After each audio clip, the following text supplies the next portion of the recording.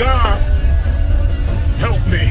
मेरे अपने चाचा ने मदद के लिए उंगली तक नहीं उठाई, उल्टा उसने मेरे पिता पर एक जबरदस्त वार किया और उन्हें गहरी खाई में धक्का दे दिया। अपने पिता को मौत की तरफ गिरते देख मैंने दिल चीर देने वाली दहाड़ लगाई जो हवा को चीरती चली गई, लेकिन नीचे जानवरों की भीड़ जश्न में डूबी हुई थी। उन्हें ऊपर हो रही इस त्रासदी का जरा भी अंदाजा नहीं था। मैं बस बेचैनी से इंतजार करता रहा कि भीड़ छंट जाए, फिर धीरे धीरे सावधानी से चट्टान से नीचे उतरा। मैंने हर जगह बेतहाशा तलाश किया। आखिरकार सीधे सामने एक कोने में मुझे मेरे पिता का बेजान शरीर मिला। मैं बार बार उन्हें पुकारता रहा, लेकिन चाहे जितनी कोशिश कर लूं कोई जवाब नहीं आया। उसी पल कठोर सच्चाई मुझ पर पहाड़ बनकर टूट पड़ी। बेबस होकर मैं उनके सीने से लिपट गया और महसूस किया कि उनके शरीर की आखिरी गर्माहट धीरे धीरे खत्म हो रही है। तभी स्कार आ गया। हद तो तब हुई जब उसने पूरा इल्जाम मुझ पर डाल दिया। कहने लगा कि प्राइड लैंड्स के राजा की मौत का जिम्मेदार मैं हूँ। उसने कहा कि राज्य की प्रजा मुझे कभी माफ नहीं करेगी। नकली हमदर्दी दिखाते हुए उसने मुझे भाग जाने को कहा, लेकिन जैसे ही मैं वहाँ से निकला परछाइयों से लकड़बग्घों का झुंड बाहर आ गया। ये सब उसकी साजिश का हिस्सा था। उसने ही उन्हें मुझे खत्म करने भेजा था। जिस भगदड़ ने मेरे पिता की जान ली वो भी स्कार की ही चाल थी। मैं जितना बच सकता था बचा, लेकिन थका हुआ और चारों तरफ से घिरा हुआ आखिरकार लकड़बग्घों ने मुझे कोने में फंसा लिया। बस एक गलत कदम और मैं किनारे से नीचे लुढ़क गया। लकड़बग्घों ने चट्टान के ऊपर से झांका, लेकिन नीचे सिर्फ अंधेरा देखकर पीछा छोड़ दिया। किसी चमत्कार से मैं एक टेढ़ी मेढ़ी पेड़ की डाल पर गिरा और किसी तरह जिंदा बच गया। लेकिन अब प्राइड में वापस जाने का कोई रास्ता नहीं था। स्कार ने पहले ही सिंहासन पर कब्जा कर लिया था और आजादी के नाम पर निकाले गए लकड़बग्घों को फिर से राज्य में ले आया था। मेरे पास बस एक ही रास्ता था, क्षितिज की तरफ भाग जाना। मैं नदी पार कर गया, फिर अंतहीन रेगिस्तान, जब तक मेरा शरीर जवाब न दे गया और मैं गिर पड़ा। मौत की गंध ने जल्दी ही गिद्धों को खींच लिया। वे ऊपर मंडराने लगे, मुझे नोच नोच कर साफ करने के लिए।